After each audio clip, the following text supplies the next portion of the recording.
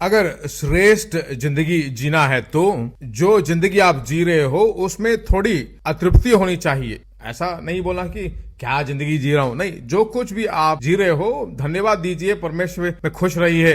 पर यह मत कहिए कि मैं पा चुका हूं, सब में श्रेष्ठ हो गया हूं, सब कुछ हो चुका है, हमारा क्या घर बना दिया है, कार खरीद लिया, हर एक बेटे के लिए 10 लाख रुपए डाल दिया है, अब बस हाय लेटे रहेंगे। नहीं, बैठना नहीं है।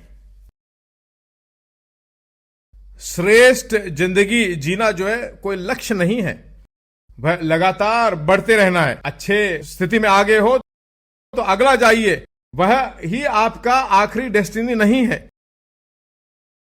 लगातार बढ़ते रहना है, उन्नति पाते रहना है। भजन संहिता 78 में इसराइल लोगों के बारे में कहा गया है, इसराइल के पवित्र परमेश्वर को उन्होंने कम किया, क्योंकि बहुत बड़ा जिंदगी उसने उनके लिए रखा, पर उन्होंने कहा कि काफी है, और परमेश्वर कुछ नहीं कर पाया। 120 साल जीना चाहते हो कि नहीं? क्या सचमुच जीना चाहते हो? बहुत सारे लोग नहीं चाहते हैं। कल एक अम्मा बोल रही थी, I am counting my days,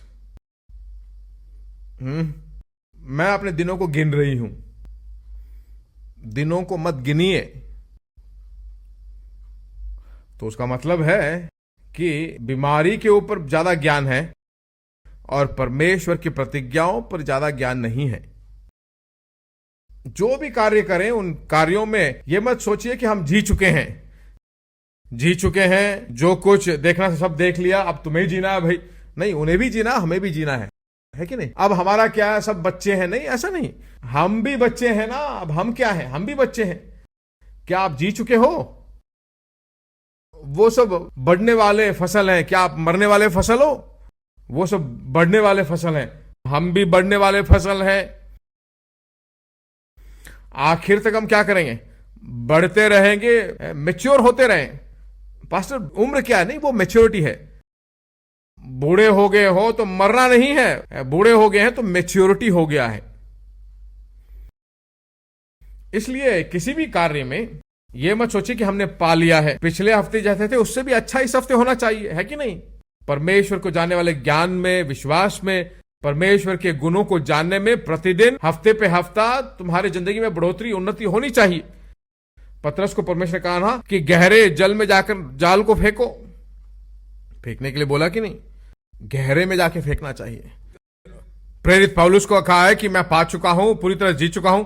उसने क्या किया? बीती बातों को भूलकर आगे आने वाली बातों को लेकर मैं भाग रहा हूं। उसका मतलब है कि आने वाले सफलताओं को देकर भाग रहा हूं। उसने प्रधान बात बताई कि पिछली बातों में जो शारीरिक रूप से सफलता पाए उसी को, यहूदियों का यहूदी, बेंजामिन के गोत्र का फारिसी, ये सब जो है शारीरिक रूप से मैंने कुछ पाया, वह उसका पराजय नहीं बल्कि शारीरिक रूप से पाई हुई जीत। उसको भूल कर परमेश्वर ने जो उसके लिए लक्ष्य रखा है उसको देखकर भागे जा रहे हैं। मेरी बात समझ में आ रही है कि नहीं? धर्म के लोग जो है आगे नहीं बढ़ेंगे, उनकी जिंदगी में जो है बढ़ोतरी एक स्टेज में रुक जाएगा।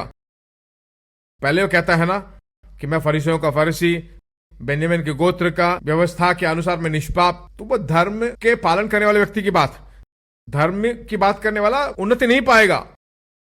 परमेश्वर के ज्ञान को पाए हुआ व्यक्ति प्रतिदिन बढ़ोतरी पाता रहेगा। यहां पर आकर क्या हम आराधना करते हैं, धन्यवाद देते हैं। यही अगर आपका घर हो,